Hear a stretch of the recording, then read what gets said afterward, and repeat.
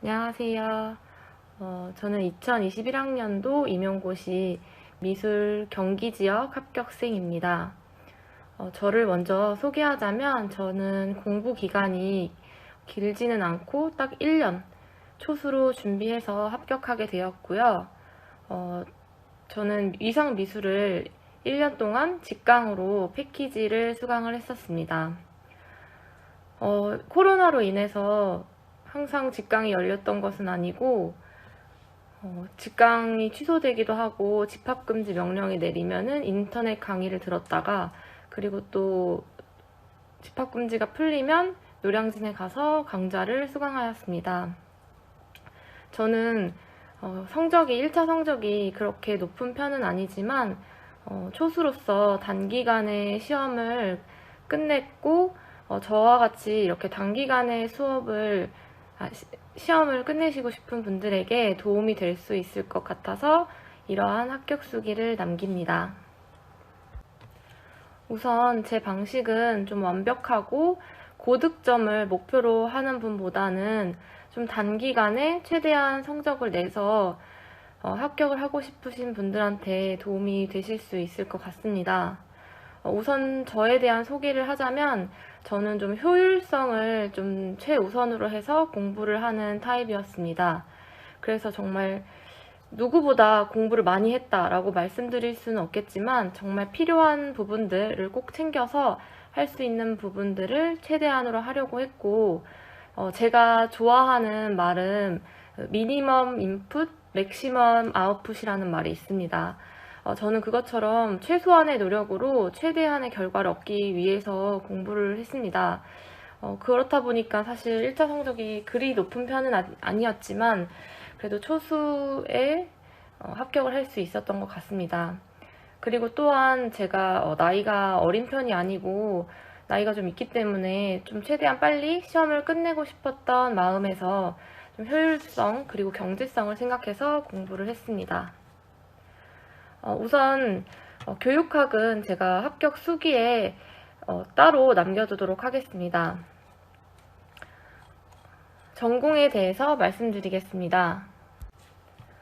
저는 전공을 1년으로 패키지로 들었습니다.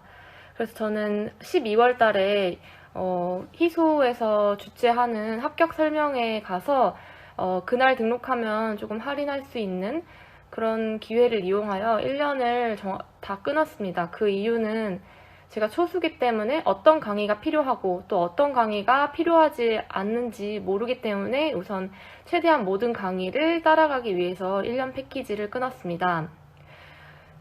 그런데 제가 수업을 들으면서 느낀 것은 1, 2, 3, 4월 기본 강의, 심화 강의는 정말 필수적이라고 생각을 합니다. 그리고 또한 5, 6, 7, 8, 90에 이루어지는 모의고사 역시 공부를 하기 위해서 그리고 시험을 대비하기 위해서는 아마 많은 분들이 또 들으시고 재수생 이상 분들도 많이 들으실 만큼 중요한 강의라고 생각합니다. 다만 5, 6월이나 7, 8월에 있는 교과서 분석이나 기출 분석은 선택적으로 들으시는 분들이 많습니다. 그러나 저는 초수분들한테는 되도록이면 강의를 듣는 것이 좀 시간을 절약할 수 있는 방법이라고 생각을 합니다. 제가 혼자서 교과서를 분석하게 된다면 교과서가 워낙 종류가 많고 또 저는 초수이기 때문에 어떤 것들이 중요하고 어떤 것들이 중요하지 않는지 그것을 해내기가 어렵고 또 그러한 과정에서 시간을 굉장히 많이 소요한다고 생각을 합니다. 그러나 강의를 듣게 되면 강의나 강의 자료를 보게 되면 위상 선생님이나 장재현 선생님께서 중요한 부분들을 추려주시기 때문에 공부할 수 있는 기간을 줄일 수 있는 그런 효과적인 방법이라고 생각을 합니다.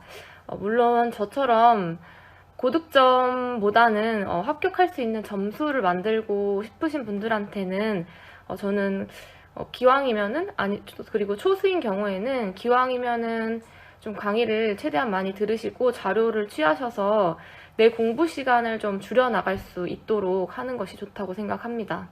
또한 기출문제 또한 굉장히 매년 쌓여온 기출문제가 굉장히 많기 때문에 저는 따로 정리를 할 엄두가 나지도 않았고 그럴 시간도 없었습니다. 그래서 네. 그래서 저는 이러한 이유들로 최대한 강의들을 다 듣는 것을 추천드립니다. 그냥 추천일 뿐이지 뭐 의무사항은 아니라고 생각되긴 합니다. 왜냐면 되게 혼자서도 잘 정리하시고 잘하시는 분들이 있기 때문에 무조건 다 들어야 된다라기보다는 들으신다면 시간을 좀 절약할 수 있을 것 같다라는 생각을 했습니다. 그러면 지금부터는 제가 임고생 시절에 궁금했었던 내용들을 위주로 말씀드리겠습니다. 우선 첫 번째로는 필독서를 꼭 읽어야 하는지, 어떻게 필독서를 가지고 공부를 해야 할지 궁금하신 분들이 계실 것 같은데, 저는 개인적으로는 필독서를 따로 정리하거나 따로 읽지는 못했습니다. 그 이유는 제가 공부 기간이 짧기 때문에 사실 수업에서 듣는 거, 정리하는 것들로만도 시간이 다 되기 때문에 필독서를 따로 읽거나 정리할 수 있는 시간이 없었어요. 그래서 그런 것들을 정리하신다면 물론 더 깊은 공부가 되고 좋겠지만 좀 그렇지 않다 하더라도 최대한 기본서나 심화서에 있는 기본적인 내용들을 더 많이 체화시키려고 했고 공부를 엄청나게 많이 확장을 시키는 공부는 하지 않았습니다. 그래서 필독서를 몇 권 필요하다는 것들을 좀 구매하기는 했었는데 별달리 읽어본 적은 없고 너무 어려운 부분이나 이해가지 않는 부분, 인터넷에도 안 나오는 부분이 있을 때만 아주 가끔 뭐 한두 번 정도 찾아본 수준이지 사실 필독서 공부는 따로 많이 하지는 못했습니다. 네, 그리고 단권화에 대해서 많이 여쭤보실 텐데요.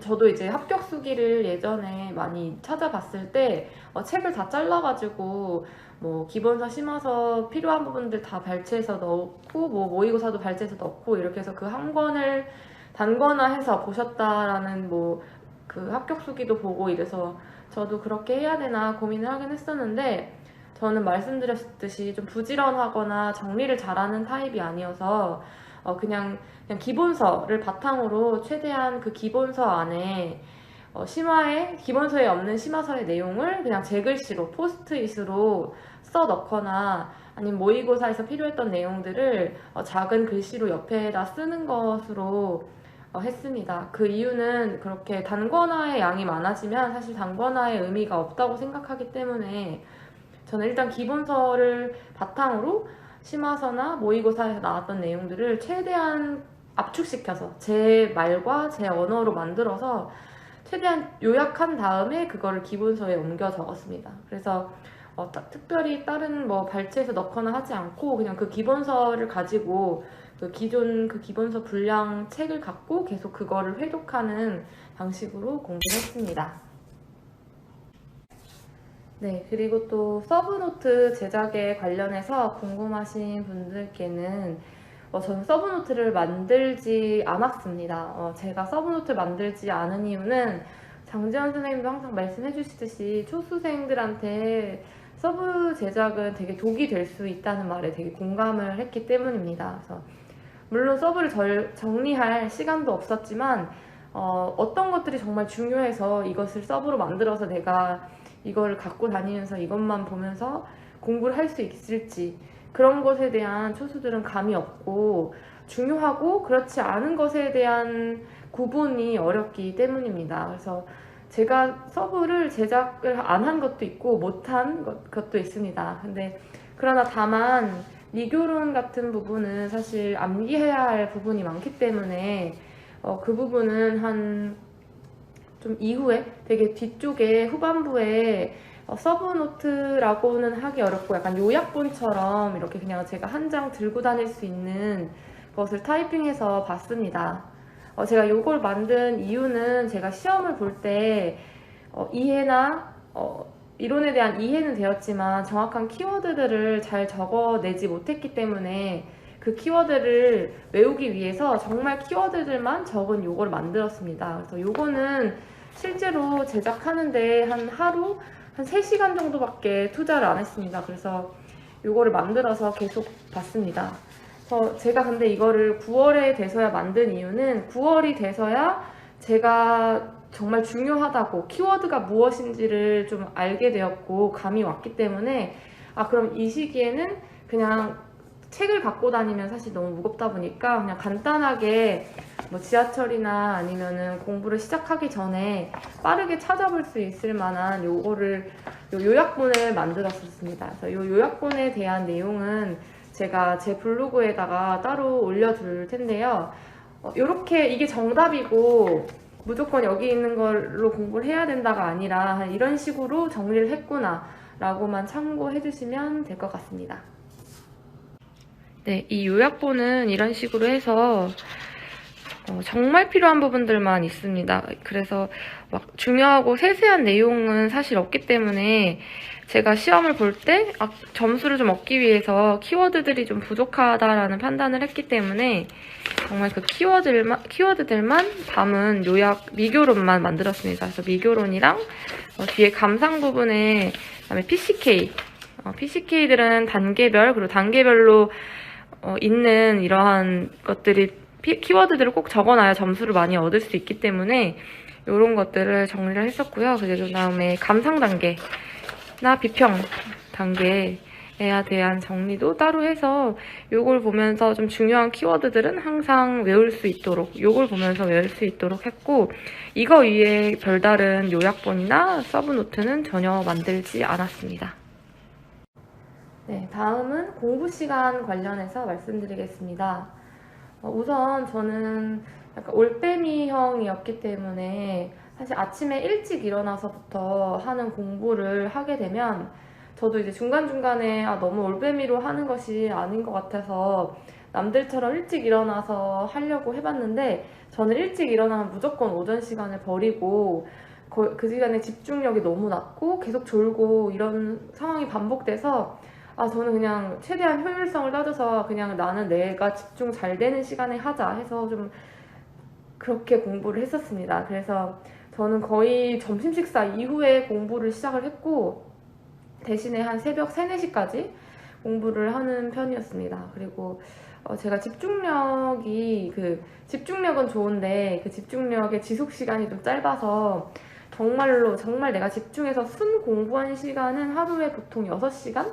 물론 자리에는 앉아있는 시간은 그보다 훨씬 더 길었지만 정말 내가 공부다운 공부를 했다라는 시간은 하루에 한 6시간 정도 내외였던 것 같습니다.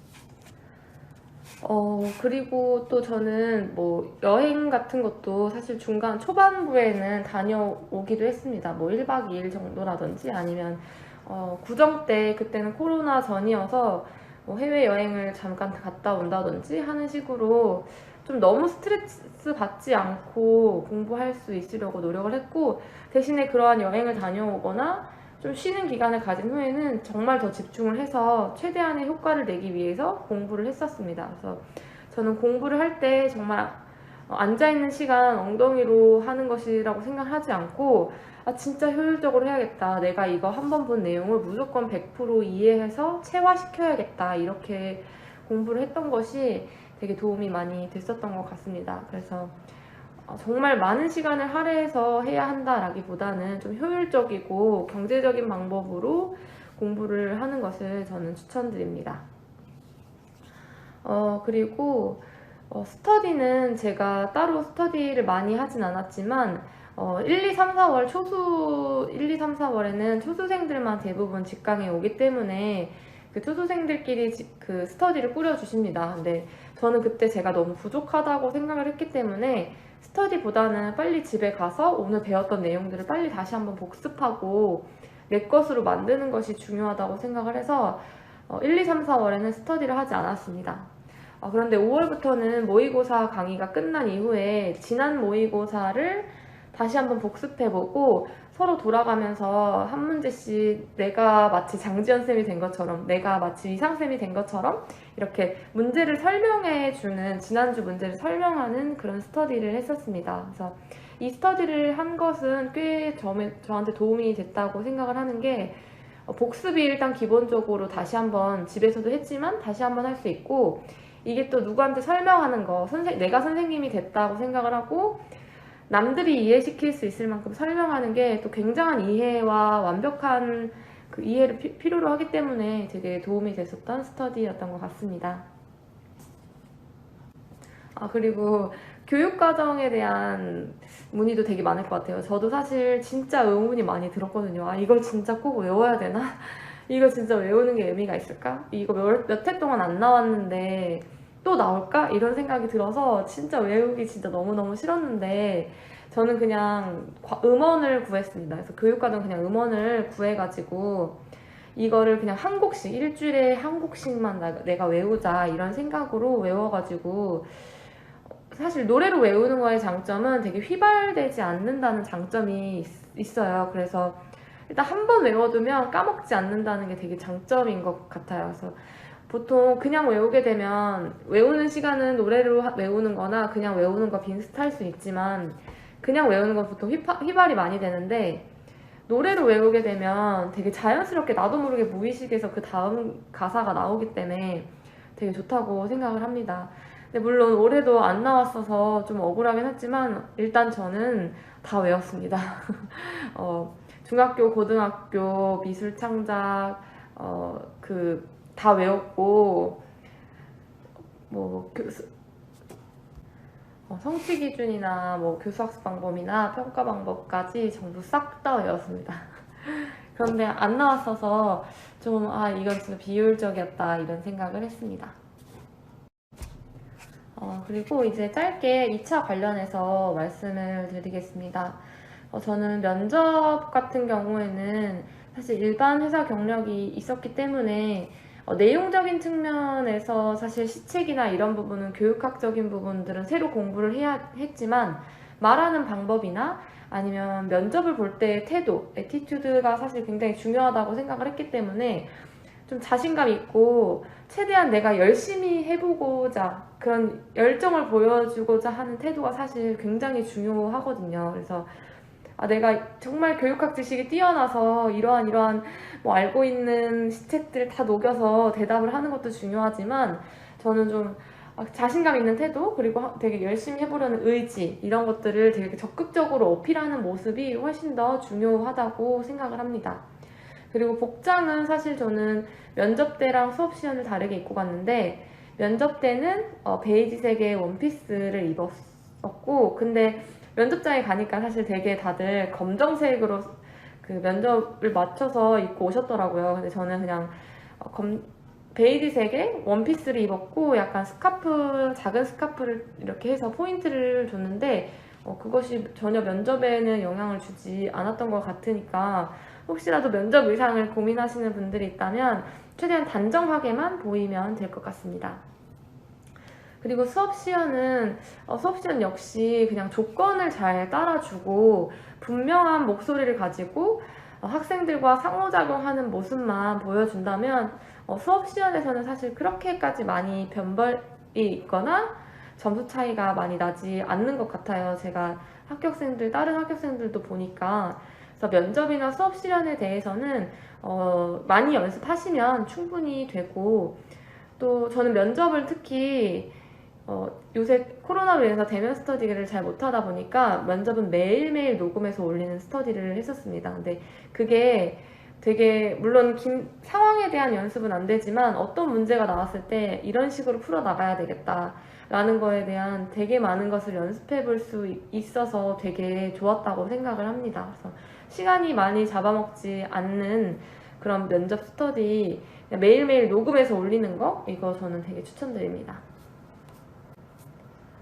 그런데 2차에서는 아무래도 실기가 가장 차이가 많이 나는 것 같아요. 그래서 점수를 저도 주변에서 물어봤을 때 실기에서 되게 많은 변별이 실제로 올해도 있었거든요. 그래서 저 또한 실기가 좀 부족하다거나 그렇다고는 생각을 사실 안 했는데 그래서 저는 평달에 학원을 전혀 안 다녔고 입시가 좀 오래되긴 했어도 우선은 1차 성적이 우선이라고 생각을 했기 때문에 그냥 이제 1차 시험 끝나고 실기를 준비하면 되겠지 이런 마음을 가지고 있었습니다. 근데 막상 저도 시험 결과를 딱 보고 나니까 좀 생각보다는 점수가 잘 안 나왔고 이래서 만약에 정말 점수가 조금 컷의 근처에 있거나 한다면 이 되게 실기가 너무 아쉬웠을 것 같다라는 생각이 많이 들었어요. 그래서 혹시라도 좀 실기가 부족하신 분들은